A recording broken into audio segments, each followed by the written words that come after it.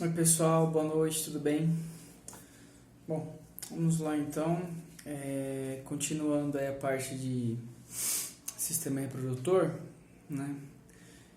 A gente vai ver hoje gametogênese, tá? Então a gente vai começar a apostila 5 na página 208, beleza? Vamos lá. Então, primeira coisa, gametogênese, o próprio nome diz, é a formação, né, a produção de gametas, tanto feminino quanto masculino. No homem é chamado de espermatogênese e na mulher é chamado de ovulogênese ou ovogênese, ok? Pessoal, é o seguinte, a gametogênese, a produção de gametas em animais no geral, ela tem a divisão celular conhecida por meiose, tá? A gente viu isso no primeiro colegial, a gente vai retomar isso só no que vem. Mas só lembrando, meiose é quando uma célula mãe, ela origina 4 células filhas com metade do material genético, tá? Então, por exemplo, na meiose, uma célula diploide vai originar 4 células haploides, certo? Ou seja, uma célula 2N vai originar 4 células N. Em que ser vivo não ocorre a meiose na formação de gameta? Tem algumas exceções. Nas abelhas, por exemplo, quando a abelha vai produzir, né, vai gerar um zangão, vai gerar uma abelha macho, ela simplesmente pega um óvulo e esse óvulo acaba se desenvolvendo sem que ocorra uma fecundação, tá? Então, o zangão, por exemplo, ele é originário de um gameta feminino, tá? Mas sem ter a fecundação. Porém, para produzir esse gameta feminino, aconteceu a meiose. Então, a abelha rainha sofreu lá as células sexuais dela, sofreram meiose, né?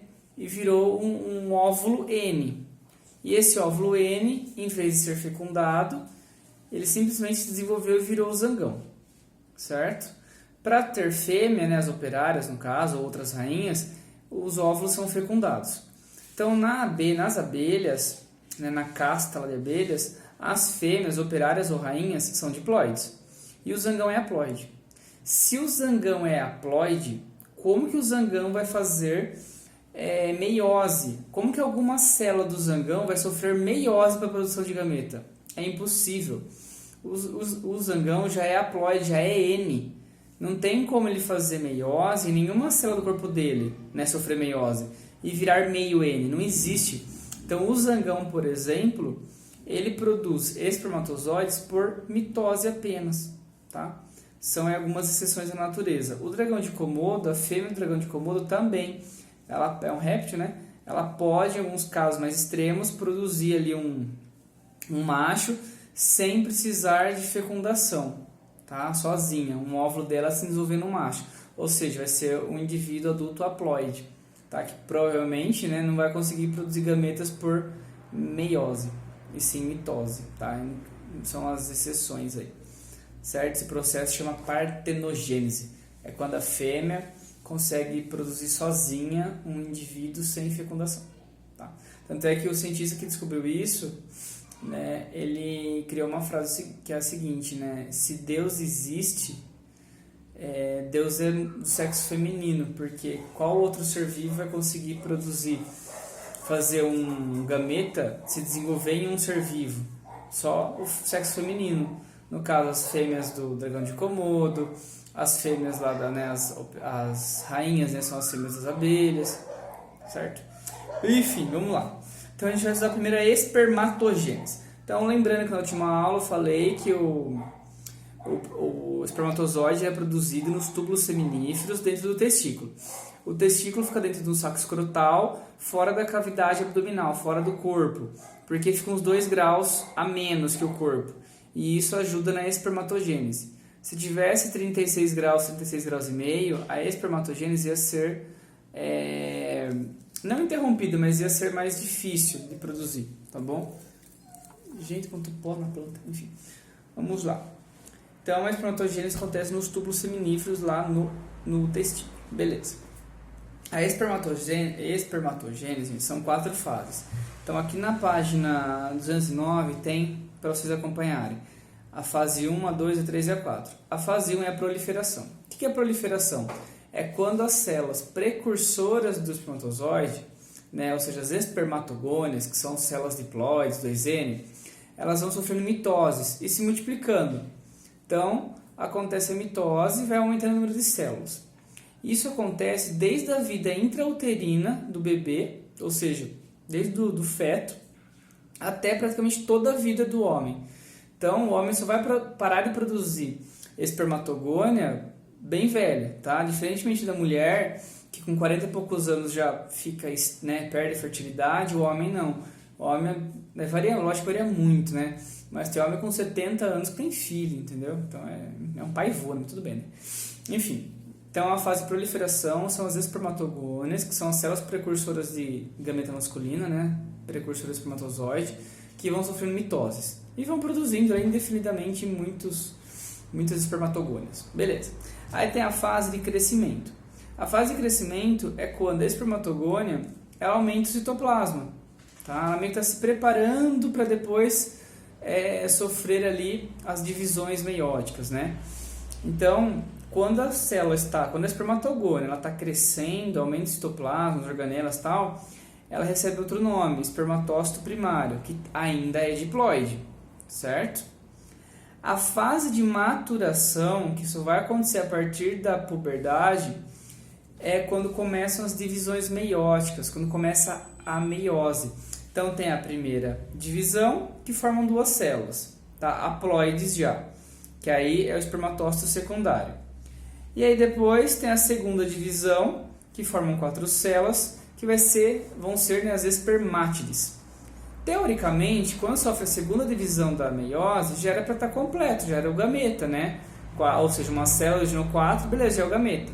Só que a espermátide ainda não é o gameta masculino, por quê? Porque o gameta masculino ele tem uma 4ª fase, que o gameta feminino não passa, que é a espermiogênese, ou seja, o amadurecimento da espermátide, ou seja, a espermátide vai realmente se transformar em espermatozoide. Onde acontece isso? A gente viu na última aula que a estrutura do corpo masculino que faz a maturação do gameta masculino, ou seja, onde o espermatozoide ganha cauda, por exemplo, é lá no epidídimo, que fica em cima dos testículos, certo? Então, o gameta masculino, diferentemente do gameta feminino, ele tem 4 etapas de desenvolvimento. E o gameta feminino, vocês vão ver depois na próxima aula, são só 3. Tá? Essa fase de espermiogênese, né, que é o amadurecimento, né, que ganha cauda, tal, diminui o citoplasma, enfim, isso não tem, beleza? O que vocês têm que saber sobre o gameta masculino, né, sobre o espermatozoide? Seguinte, o homem produz mais ou menos 100 milhões de espermatozoides por dia. Pouquinho, né? 100 milhões por dia. Ou seja, em 2 dias ele consegue fecundar uma população do tamanho do Brasil, né? Enfim. Produz muito espermatozoide. Muito, muito, muito. Tá? O espermatozoide, ele tem uma cabeça chamada de acrossomo. Essa cabeça chamada acrossomo tem vesículas ali produzidas pelo complexo de Golgi. Essas vesículas têm enzimas digestivas, que é para o espermatozoide conseguir penetrar as barreiras do óvulo, tá? No caso, o ovócito 2, né? Então, o espermatozoide ele não perfura a barreira do óvulo ali só como chama? Fenômeno físico, mecânico, né? Ele tem um conjunto de enzimas ali no acrossomo, tá? Tem aqui também a peça intermediária do espermatozoide, tem muitas mitocôndrias. Para que serve mitocôndria no espermatozoide? Mitocôndria de respiração celular produz energia, ATP. O espermatozoide, para bater o flagelo, se locomover, né, nadar, né, mais ou menos, né, entre aspas, nadar até a tuba uterina, ele precisa de energia, precisa de mitocôndria, certo? Quando o espermatozoide entra no óvulo, a cabeça do espermatozoide, que tem o núcleo, acaba entrando. A peça intermediária para trás, né, a cauda, acaba ficando, né, de fora do processo, certo? Pessoal, acho que eu falei tudo. Então é isso. Tá? Tem que lembrar, associar a produção de gameta com meiose, isso não é em animal, tá? saber onde é produzido o gameta masculino, as 4 fases, certo? A espermiogênese, que é a maturação, né, onde diminui o volume citoplasmático e ganha cauda. Bom, é isso. Tá. Então, essa página 209 aqui, tá? Das 4 fases, é bom vocês terem uma noção, né, grande disso, beleza? Pessoal, é só isso hoje. Próxima aula, então, a gente vai falar sobre a ovulogênese. Somente uma página, 210, tá? Vamos ver que tem algumas diferenças aí, né? Além de uma fase a menos, tem umas diferenças bem significativas no processo de divisão celular. Beleza?